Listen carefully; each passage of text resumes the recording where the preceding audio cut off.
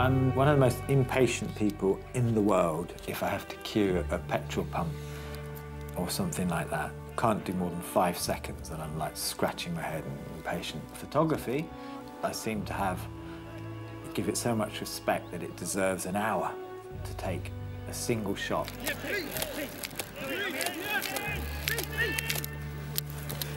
away! Get away! At a football match, you know, where there's so much going on often, the bigger games, you can sometimes not see the wood through the trees, it has to be said, which means that there's so much going on, you start clicking away thinking you've got some good things and you don't. Has he given a foul? Get it! Some of the smaller matches often give you that chance to just see a few things and look at them really well and think, there's only 6 or 7 things that make up this whole football day, and these are they, you know, that person, that bit of stand, that incident, that. And so that's probably why I enjoy those small occasions, not just the big ones.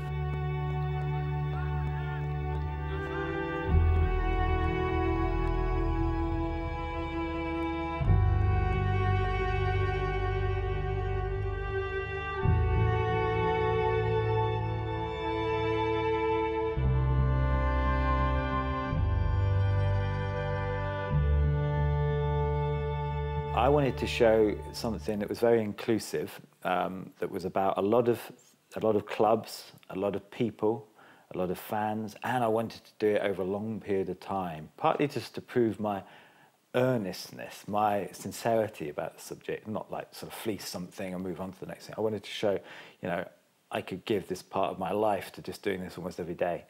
And I thought it deserved that. I had this opportunity in 1989, after the Hillsborough disaster, where people were really going to have a good look at this thing they sort of took for granted. I just kind of thought, actually, there's a real big watershed moment here. You know, the Justice Taylor report's going to say, we'll keep this and we're going to not do this and, you know, stop doing that, we're going to change this. And I thought, that needn't be negative. Let's turn it into celebration, capture the things that are going to disappear and, you know, show the new spirit of the game.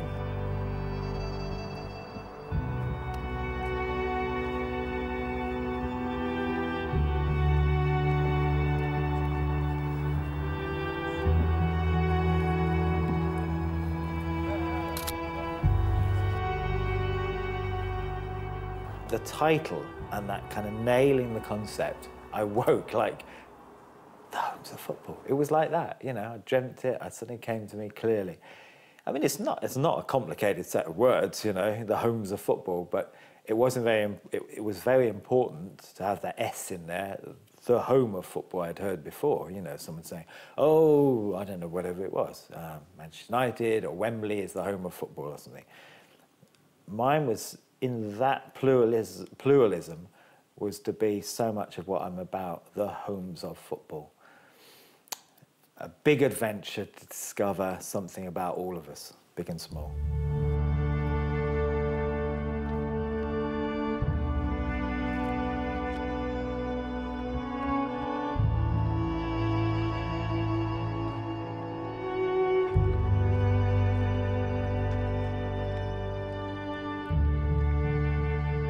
The early years were like anything that's formative, you know, a bit like the first kiss of a teenage romance or something. I just kind of went for it with eyes wide.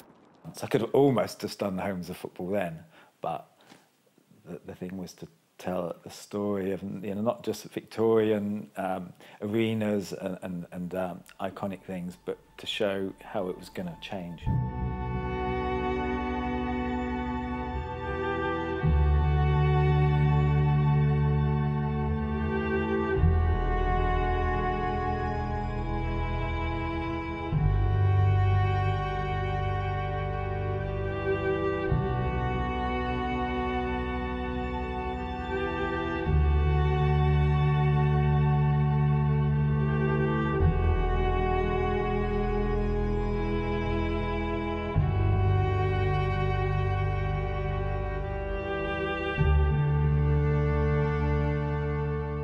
I kind of would often arrive a ridiculous hour, you know, it might be 3 o'clock kickoff, I'd arrive at 9 o'clock or something outside the ground. And I wanted to be the first person there. And I kind of wanted to see everyone arrive, and then I'd be the last person off and see them all go. And it was almost like making it my event, you know, as much as an event in its own right. So I kind of then pick out people. Sometimes I would get to like the secretarial grounds and say, oh, come and have a look at the dressing room. I was like, oh, great, you know, that's quite interesting too. And I would be just trying to build up a complete picture of like that particular home of football, the kind of experience, the feeling of it.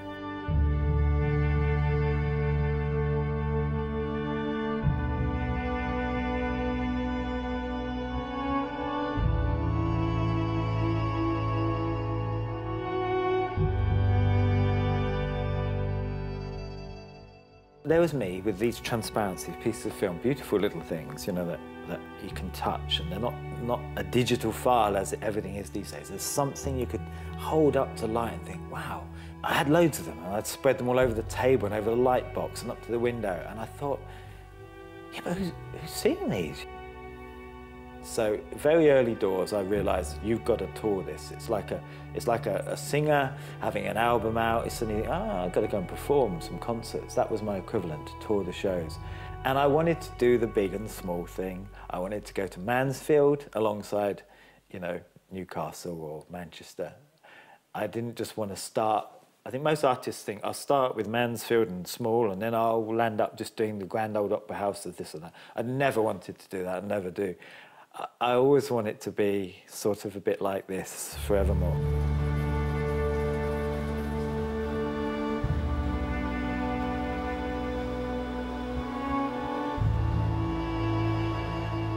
Having booked shows all over the place, you know, I didn't want to turn up at Mansfield, as I said. Then and people say, lovely, but where's Mansfield town? So I always was then, a few weeks before the show, or months even, trying to get the content of that local team. So I was under a bit of pressure because sometimes, you know, it just doesn't happen. The light's wrong, the match is rubbish, the fans just go.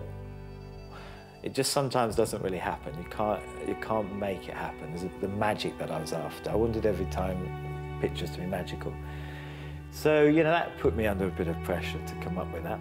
And I knew then the reward too. You know, I could just tell the thrill that was going to give some people, that when they walked into their local show, they would see World Cup finals, they would see massive matches, and shoulder to shoulder is their club, even they in the crowd, you know. And that was one of the most magical feelings I've had in doing 20 years of all this subject, is an audience reaction to my actual pictures on the wall.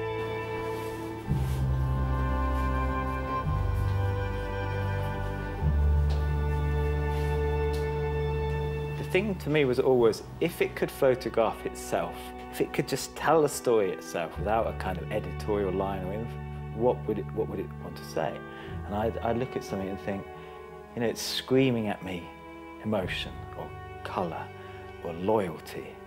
And then I start, writing down a few of the things that are recurrent themes, and they become my themes. And I thought, well, I just have 5, 6, 7 things I think that it should always do.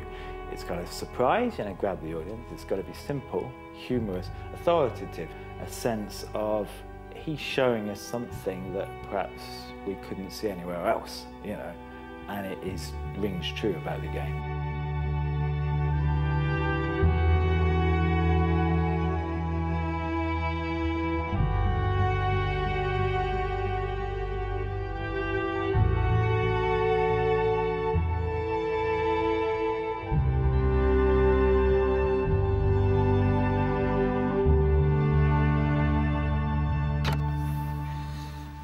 I think when I set out to do 10 years, I think what I meant was that it would dominate everything I did for 10 years, and I would try and say all the major things that I wanted to say about the subject in those years. And you know, what is those things? It's loyalty and belonging and those sorts of qualities.